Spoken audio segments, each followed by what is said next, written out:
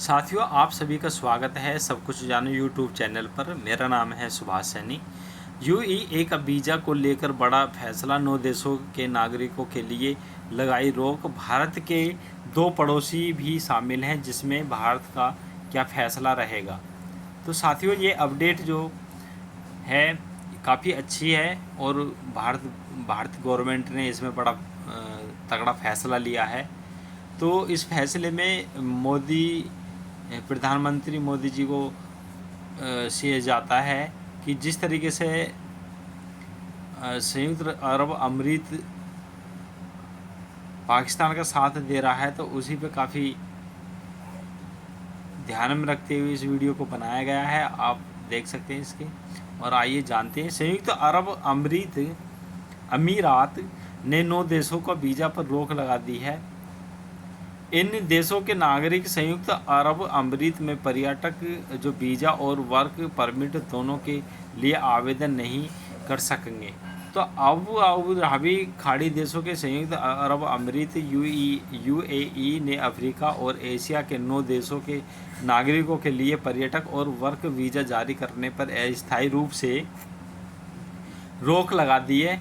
तो times of India की report में यह जानकारी दी गई है कि साल 2026 के लिए यूएई का वीज़ा प्रतिबंध सुरक्षा, स्वास्थ्य और प्रवासन को लेकर बढ़ती चिंताओं को दिखाता है।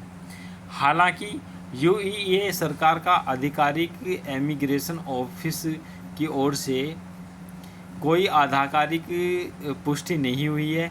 खास बात यह है कि इस लिस्ट में भारत के 2 पड़ोसी देशों के नाम भी शामिल हैं।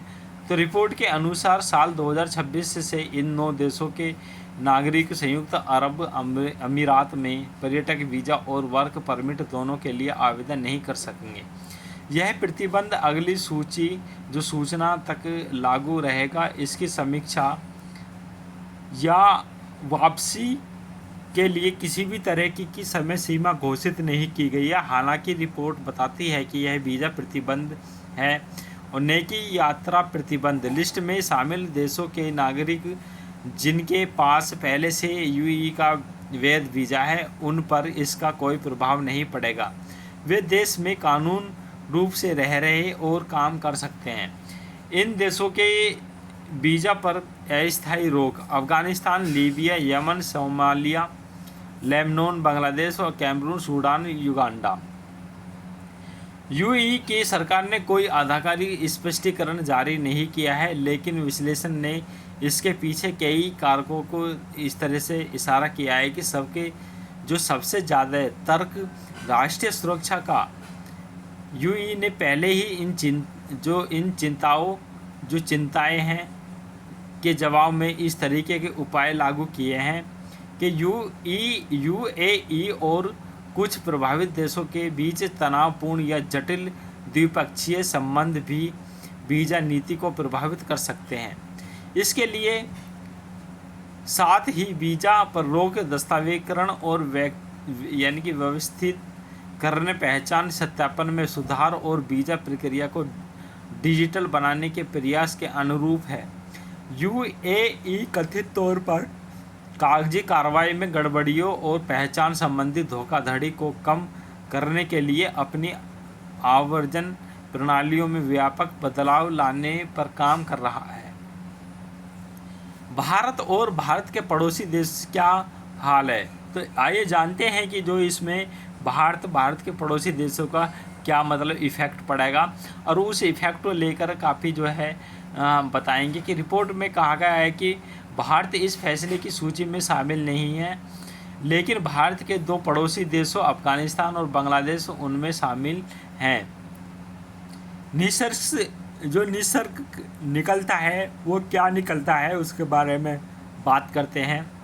इसलिए वर्तमान जानकारी के आधार पर भारत के नागरिकों को इस फैसले से कोई असर नहीं पड़ेगा, क्योंकि भारत सूची में नहीं है। यदि किसी को आने वाले समय में यूएई जाने का इरादा है, तो टूरिज्म या काम के लिए भारत से संबंधित योजनाएं इस नए नियम पर प्रभावित होंगी। हालांकि भारत पड़ोसी देशों में नागरिकों के लिए नए वीज़ा आवेदन बंद हो जाएंगे, जिससे उनकी यात्राएं योजनाएं प्रभावित होंगी। अगर चाहे तो देश में जो यूएई सरकार ने इस फैसले के पीछे क्या औपचारिक बयान जारी किया है, ताकि यह पता चल सके कि रिपोर्ट पूरी तरह विश्वसनीय या सिर्फ मीडिया में अफवाहें करना चाहिए। तो तेल और गैस वहाँ के प्राकृतिक स्रोत हैं। यूएई की अर्थव्यवस्था का मुख्य आधार आबू धाबी का तेल और प्राकृतिक गैस उत्पादन है। यह देश दुनिया के सबसे बड़े क्रूड ऑयल रिजर्व में सबसे एक रखता है। तेल निर्यातक से मिलने वाली आय ने इंफ्रास्ट्रक्चर, हेल्थ, एजुकेशन और तकनीकी में बड़े निवेश को संभव बनाया है। विविधीकरण, इकोनॉमी की डाइवर्सिफिकेशन, सिर्फ तेल पर निर्भर नहीं रहकर यूएई ने अपनी अर्थव्यवस्था को विविध बनाया है। विविध का मतलब है कि वो उसको एक स्थायी रूप दे दिया है कि जी आइए हमारे यहाँ टूरिज्म, यानी कि दुबई ने खुद को एक global business, finance, tourism, real estate hub के रूप में विकसित किया है। फ्रीड ट्रेड जोन जाफ्रा डिफेक्ट ने विदेशी कंपनियों को, निवेशकों को आकर्षित किया है, जो DIFC है। टूरिज्म और एविएशन, दुबई और आबू धाबी को दुनिया के टॉप टूरिज्म डेस्टिनेशन बनाया गया है। बुर्ज खलीफा, पाम जुमेरा, लग्जरी होटल्स और शॉपिंग फेस्टिवल ने दुबई को पर्यटन की एक राजधानी बना दिया है।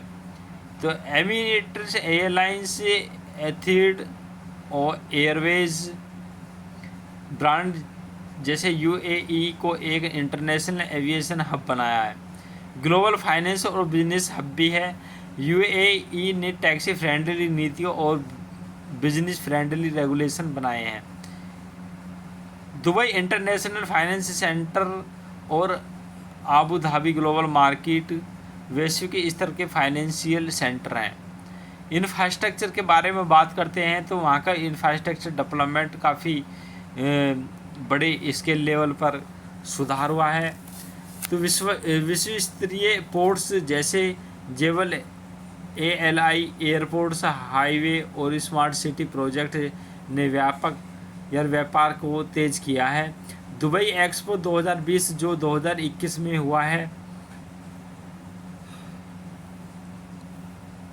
अरबों डॉलर का निवेश आकर्षित किया है।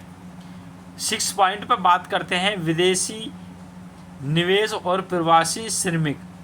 FDI expat work force. UAE की 80 से 85% जनसंख्या प्रवासी है। भारत, पाकिस्तान, बांग्लादेश, फिलीपींस आदि देशों से लाखों लोग वहां काम करते हैं, जो अर्थव्यवस्था को चलाते हैं। सरकार ने विदेशों से जो निवेश FDI को प्रोत्साहित करने का 100% विदेशी स्वामित्व वाले बिजनेस की अनुमति दी है। 7 पॉइंट की बात करें थे नवीकरण ऊर्जा और नई टेक्नोलॉजी। यूएई अब green energy, AI, fit tank और डिजिटल इकोनॉमी पर ध्यान दे रहा है। आबू धाबी में मज़दार सिटी, दुबई में दुबई फ्यूचर फाउंडेशन जैसे पहले हो रही थी।